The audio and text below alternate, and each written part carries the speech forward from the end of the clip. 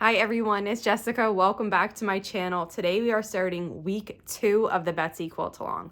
Last week in the first week we made all of the 9-patch units that we need for the quilts, and this week we're taking those 9-patch units and we're turning them into our first block, the Mary block.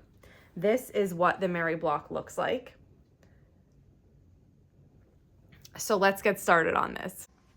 I'm working on cutting out my fabric this week for the quilt along, and as I mentioned last week, I am only cutting as I go because I'm using this woven fabric and it has a tendency to fray, and I think the less time that it sits in my project bin or it gets moved around, the less it frays. So as we go every week, I'm just going to cut what we need for that week.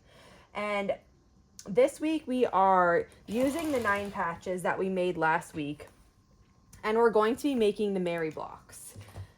So I went to steps 4 and 5 in the pattern and I saw what fabric we would be using, you know, the size of the pieces. Then I went back to the cutting instructions to find them, and I figured out what I need to cut for this week.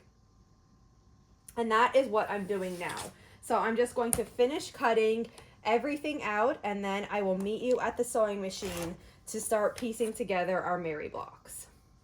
I have my pieces cut and I'm ready to start sewing. So following along with step 4 in the pattern, when you're chain piecing your blocks, it's easiest if you make 24 of the double 9 patches just in a long chain. It helps it go by quickly.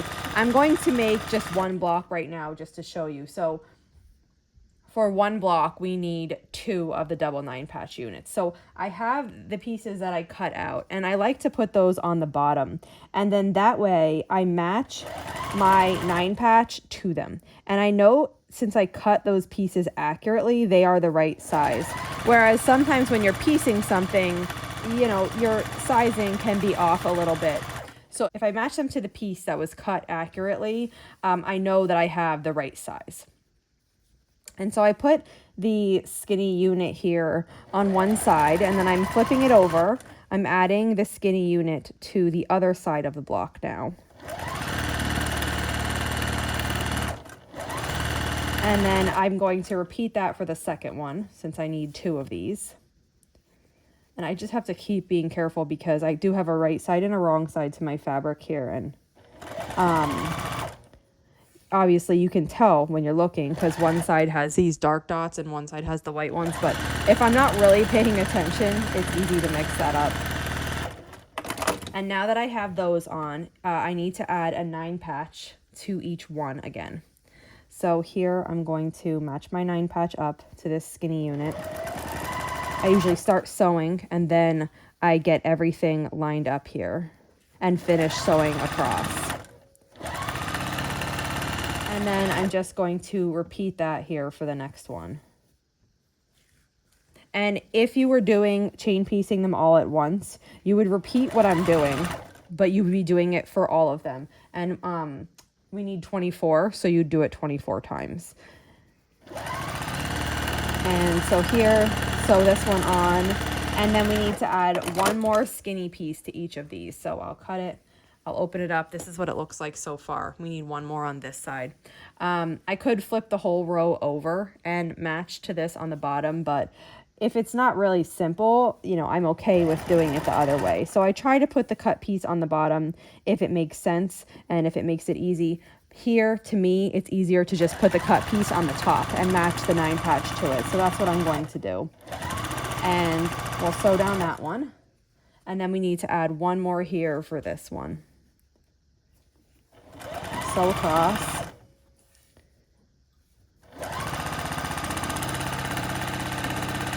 So now we have 2 of the double 9 patch units, and what we need to do is turn this into the Mary block. So I'm just going to cut these apart here. They're hooked by these threads. So if you made a whole chain, you would just cut them apart now. Each block takes 2, and we have these long skinny pieces now, like this. And one's going to get sewn on the top, one's going to get sewn in the middle, and then we need the other 9 patch unit. and then one's going to get sewn on the bottom like this. And this is how we're going to make the Mary block. So I'm going to start sewing these double 9-patch units to these skinny strips in the same way that we did them here. They're just bigger.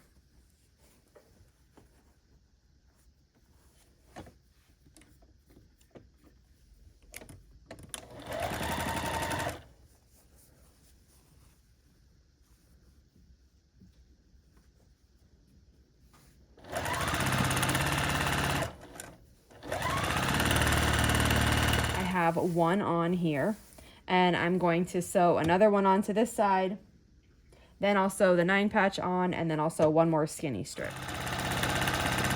Basically, you know, the way I put my blocks together, it's all personal preference. I've decided that I like this way by sewing lots of quilts. So if you don't like putting your blocks together the same exact way, if you don't like chain piecing, if you don't like, you know, whatever it is, just adapt this construction to the method that you like.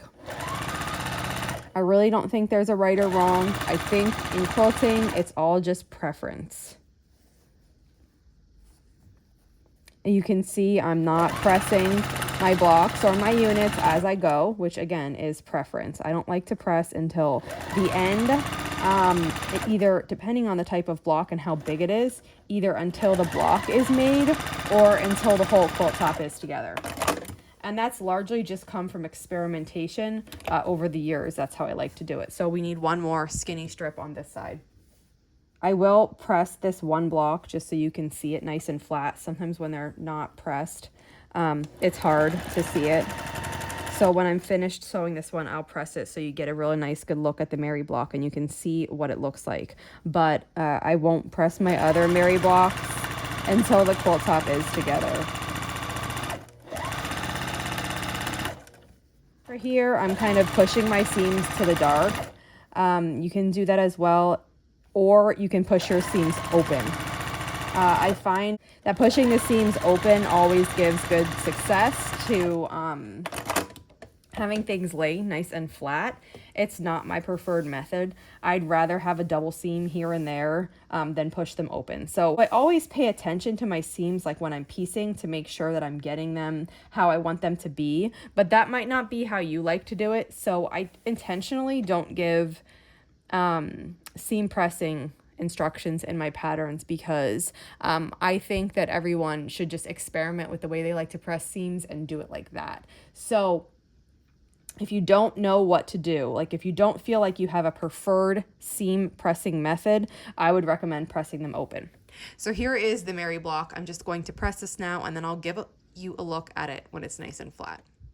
Here is what the nice and flatly pressed Mary block looks like. I am having shedding from this fabric.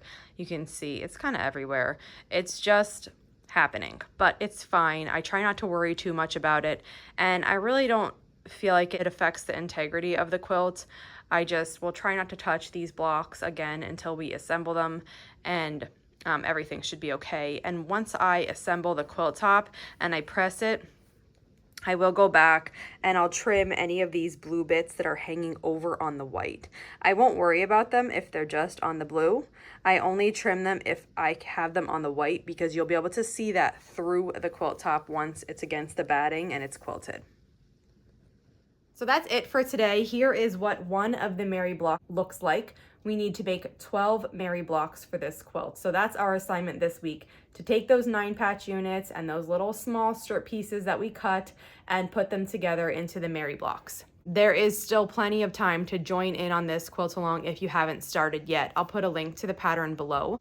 I'm also going to link to the other Betsy videos so that you can see what the entire quilt looks like. If you click on the pattern link, it will take you to images of the quilt so you can see it there also. If you have any questions on this video or this quilt, just let me know. And if not, I'll see you back here real soon. Thanks for following along.